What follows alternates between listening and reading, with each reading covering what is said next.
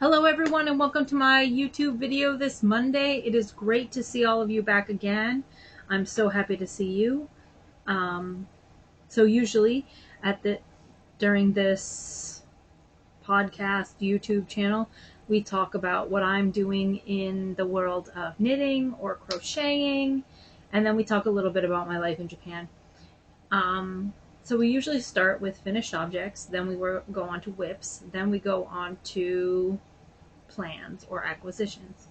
Now I rarely have any acquisitions because I acquired quite a bit over the last year or two. So no more acquisitions for the moment. So if we're going to talk about finished objects, I don't have any. And I'm unlikely to have any in subsequent videos.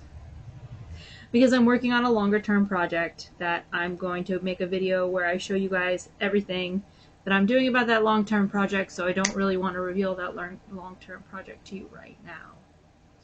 I will say that if you guys saw my t-shirt before that I said was finished, I decided it needed to be a little bit longer, so I've added a border to it at the bottom to make it just a little bit longer, because this is Japan and nobody wants to see your belly button when you're big and overweight. So, yeah. That's another thing I wanted to talk about, is buying patterns. I buy patterns for objects. Like if I'm going to amigurumi something or I'm going to make some kind of decor, then I will buy a pattern. But when it comes to creating something for my body, I never buy a pattern, because my body is unique in its proportions. And I have tried using patterns in the past, and I have always failed. Maybe it was too tight on this arm, but not tight enough on this arm. Maybe it was disproportionate. Maybe I just didn't like the fit. Maybe it didn't go where I wanted it to go. Like, for example, boxy stuff doesn't look good on me. I got curves. Boxy stuff just makes me look fat. And that's the trend right now, I guess, is boxy sweaters and that kind of thing, and it's really not my bag. So because of that, I make my own things to fit my own body, which means that I'm not sure how I would write a pattern about that, because I literally take it off and put it on, take it off and put it on, take it off and put it on, take it off and put it on, take it off and put it on, take it off and put it on. We could go on for ages, because literally that's what I do. I take it off and put it on. If stitches need to be added, stitches need to be taken away, I figure that out. And that's why you haven't seen me doing very many knitting projects, because right now I'm on making clothes. I'm like focused on making clothes. And the knitting projects that I've tried, where I've tried to make clothes that will fit my body, have gone poorly. There's a difference between sizing up everything and sizing up everything for a plus size person. Like, just because I have a little bit of junk in the trunk does not mean that my neckline needs to be like this wide. You know, you aren't just creating a bigger size pattern, you actually have to have bigger sized people in mind. And this is the same problem that I have with going to fast fashion stores and stuff like that. The things that they have are not, They're just sized up garments that were originally designed for somebody with a particular shape. So most people design for their own shape, basically, and then they size down and they size up based on what they think of their own shape. So if my design is by, let's say, somebody who is more of a boxy shape and I am more of a curved shape, then when they size it up, it's going to remain boxy. And when I say remain boxy, I mean the arm is going to start like over here and it's going to go down. Like, I've tried. And I find crochet a lot easier to manipulate. It's a lot easier for me to add stitches. Oh. It's a lot easier for me to subtract stitches. It's a lot easier for me to hide my mistakes. With the t-shirt, I went sideways. So I actually made this like leveling up this way and then put a collar on it. And then I had my base the regular way. It's a half double crochet on the bottom. I've done 3 so far, but I'm thinking more along the lines of 5 or 10 to make it the length that I want. The problem with crochet tends to be the drape. And today we are the drape doesn't tend to be as nice as the drape on a knitted object, which means that in order to knit objects, I need to learn the basics of designing a knitting project. I need to figure out the basics first, which is what I did with crochet. But I don't know where to start, honestly, on garments. I can make hats and scarves and socks and things until the cows come home. But the idea of making a neckline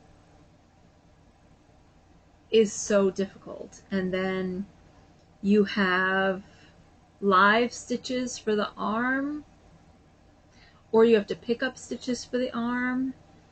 So you have these giant safety pin things, or you have like waste yarn or whatever. And I'm just sitting there going, this seems so complicated. And people are sitting there doing math and like, this is 10 grams on this sleeve and 10 grams on that sleeve. And I'm like, I just want to sit down and start. But it seems like there's so much to do. Now, I named my channel Chris's Awareness Knits because I was knitting at the time, but I was making blankets and I was making wood washcloths and hats and scarves. And then I started moving on to objects like wearables. And every wearable that I've ever made has been tailored to my body. I've never made anything for anybody else. I've never even tried. It's not on my list. So I think if I made a wearable for somebody else, I would want a pattern. But when I'm making wearables for myself, I don't really use a pattern at all. I just keep putting on my body until it looks about right. Sorry, I'm so tired, guys. I just got back from the gym and I ate a big lunch. So there's that. Because I am making this video on Sunday and posting it on Monday. Yeah, that's what happens. So I don't really have anything to show you because my big work in progress, I want to make a particular video about that. So I don't have any other whips on the go right now besides the big project and the shirt, which I said was a finished object, but I'm more comfortable with it being longer. So I'm going to make it longer. So acquisitions, I have purchased a new knitting needle set with exchangeable needles. This one is metal because it turns out that when you sit on a 2mm wooden knitting needle and you weigh 110 kilos, 235 pounds, it breaks. Who knew? What a shocker. Yeah, so I bought some metal knitting needles. I got a couple of plasticky hooks that I'm hoping make it through security, because I really want to crochet or knit on a plane, because every time I go home I have like a 20-hour plane ride, and you know, knitting or crocheting would make that a ton more comfortable and a ton better for me. So yeah, I'm just trying to figure out where stuff is right now in my life. I'm going through a lot of ups and downs when it comes to work. Sometimes I'm thinking, oh, I'm a great teacher, this is going great, this is amazing. And sometimes I'm thinking, do I even want to be a teacher? And I don't know if it's just this class or what, but I've never felt so unsure of my decision to be a teacher. Never. And it's negatively affecting me mentally. And of course, I'm living so far away from my family, and I'm living so far away from, you know, a support group, and it's just like, oh, it would be so much work to move out of Japan. It would be so much work to move back home. But even if I moved back home, what would I do? I'm a teacher. I've been a teacher for 10 years, more than 10 years, 12 years. I've taught at every level of education that you can, in every style of education that you can. If I'm not a teacher, then what am I? I can't be a full-time crafter. I haven't been able to sell a single thing. Nobody watches these YouTube videos. Nobody subscribes to my channel. I mean, I've only been doing it for like, I don't know, a month and a half, 2 months. So maybe I just need to gain a following and keep fighting the good fight. And then I see these other channels that have posted one episode and they have 1,000 views. And I'm like, how? How did this happen? I've been posting regularly. I've been trying to be interesting, but I'm not interesting. So that's a problem with me. But yeah. So I'm just going to keep chugging along. Just going to keep making stuff. Just going to keep posting. Hoping you guys are interested. Any of you? Hello? Hello? Bueller? Anybody out there? Anyway, yeah, I just got back from the gym where I went with my friend. And it was pretty awesome. We had a good time. And my lower body hurts, which is different from the last time I went with the gym to her, where my upper body hurt, which means that I can actually do some crochet today, instead of being like,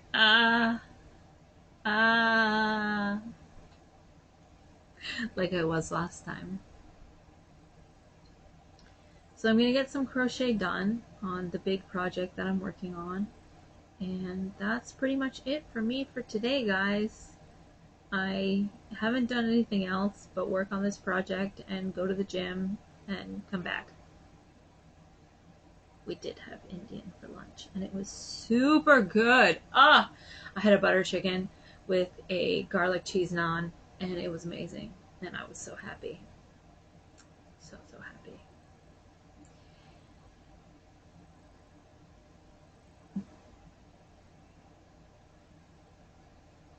The amount of restaurants in Japan that are international food has skyrocketed, at least in Hiroshima, in the last year or two. There's like a Korean craze going on right now. There's a bunch of Indian restaurants. You know, there's more Vietnamese restaurants. There's Thai restaurants. Whereas before it used to be like Japanese, Japanese, Japanese, Japanese, American, American, Japanese. And if you're lucky, French or something. There used to be like one Vietnamese restaurant I knew of in all of Hiroshima City. And now there's like 4 or 5. It's like, it blows my mind that this has all happened over the course of like a year or two. But I guess it shouldn't blow my mind. Now that we have apps where we can order food, people are more adventurous in their ordering, and they're ordering different kinds of foods, and it's really cool. I think so anyway. So it's nice that Japan is kind of opening itself up to new tastes and new cultures and things. Don't yawn again.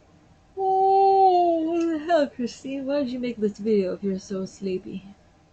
Maybe I should take a nap and not work on anything. Well, that would be a bad idea. Because once I start a nap, I don't end a nap. I'll wake up tomorrow. So, do I have anything else to talk about in my life? Nope. Hey, you guys want to take a look at some yarn that I put up like, I don't know, over a year ago, and just like took down and was looking through to find some things to work on my new project? What do you guys think of this? Those are some colors, man. Some colors. I'm not sure what I'm going to do with this, but I've got 10 of them. They're 50 grams each. It's real pretty. Other one, I put this up a while back. So we've got these greens, the greens, the blues, and this like purple yellow one, all in the same bag.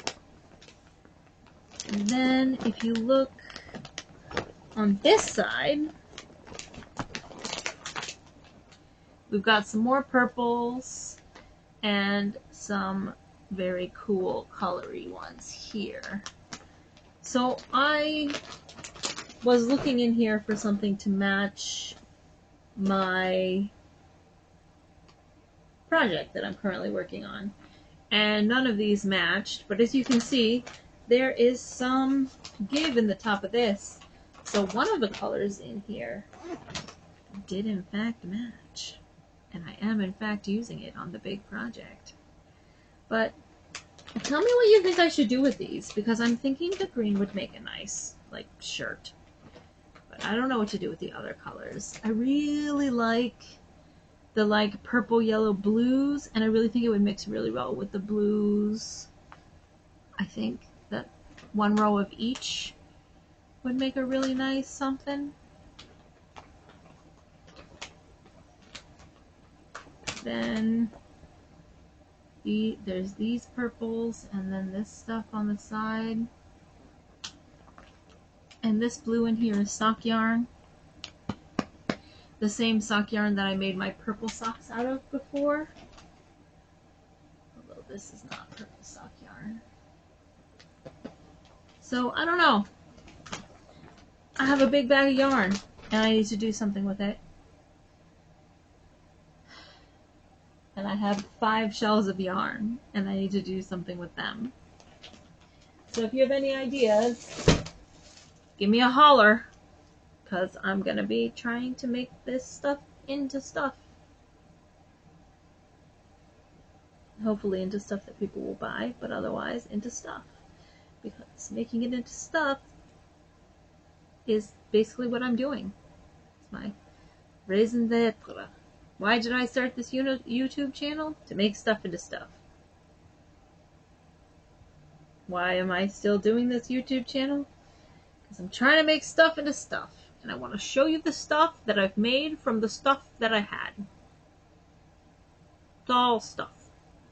Anyway, if you liked my talk today, like and subscribe, and I would love to hear from you about what you think I should do with all of my yarn, because I have so very, very much, and I have made so very many hats and scarves and blankets and things, and haven't made any bottoms. Maybe I could make some bottoms of some sort. I don't know. Check back with me. See where I'm at. Have a good one.